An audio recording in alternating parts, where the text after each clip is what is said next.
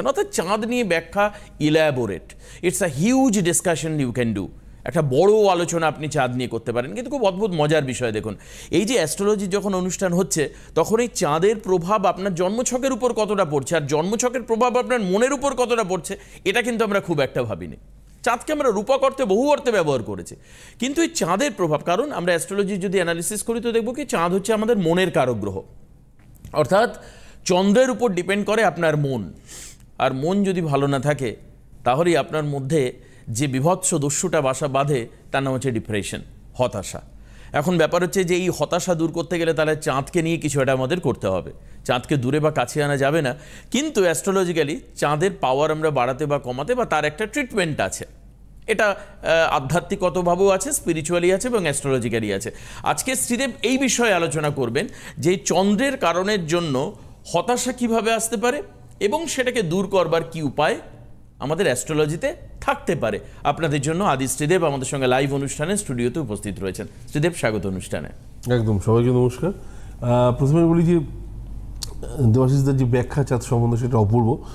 দ্বিতীয় হচ্ছে যে অবশ্যই এই চাঁদের যে গুরুত্ব বা চন্দ্র আমরা যেটা বলি, তো এর গুরুত্বটা যে কতটা বা কতটা অপরিসীম সেটা তারা জানেন যাদের ফ্যামিলিতে দেখবেন এই চাঁদের কারণ চন্দ্রের কারণে স্পেশালি একটা এমন কিছু অ্যাক্সিডেন্ট ঘটে গেছে যে সন্তান নিতে পারেনি, সেই প্রেশারটা নিতে পারেনি, তার মানসিকতার দিক থেকে যার হতাশার কারণ, এবং সে কোনো না কোথাও একদম গিভ আপ করতে বাধ্য ছিল।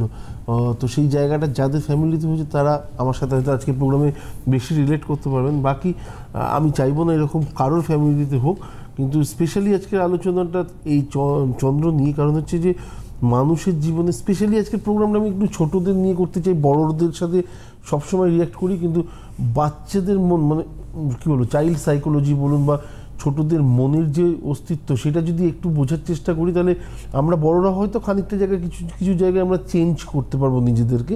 কারণ আমরাও ছোট ছিলাম, আমরাও জানি আমরা ছোট অবস্থায় কী বিহেভিয়ার বাবা মার কাছ থেকে এক্সপেক্ট করতাম, তো আমাদের সন্তানরাও আমাদের কাছ থেকে কীরকম আশা করে।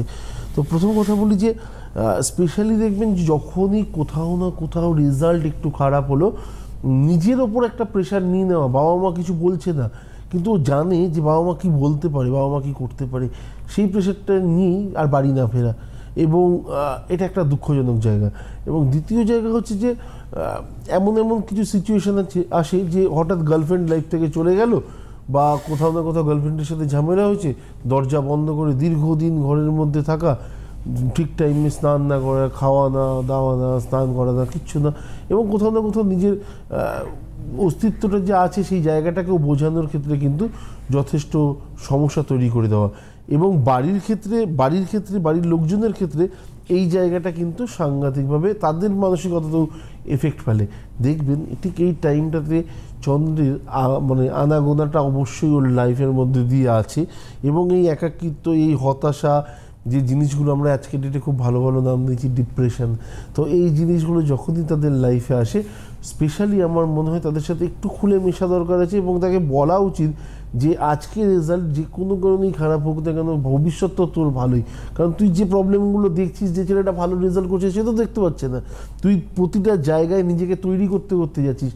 তো এই সাপোর্টটা, এই মেন্টাল সাপোর্টটা, আমার একটা ফোন আছে, তো এটা না সাংঘাতিক দরকার আছে। তার মানে আমি একটা জিনিস বুঝতে পারলাম এইটুকু আলোচনায়, যে চন্দ্রের প্রভাব চন্দ্র যদি খারাপ থাকে বা তার যদি খারাপ প্রভাব পড়ে, তাহলে একজন নয় শ্রীদেব, পুরো পরিবারের উপর তার এফেক্টটা পড়তে পারে। সন্তান যদি ডিপ্রেশনে থাকে তাহলে equally distribution share with the parents, full family, পুরো প্যারেন্টসদের মধ্যে এবং তাদের সঙ্গে যারা রিলেটেড তাদের মধ্যেও এর প্রভাব পড়ে।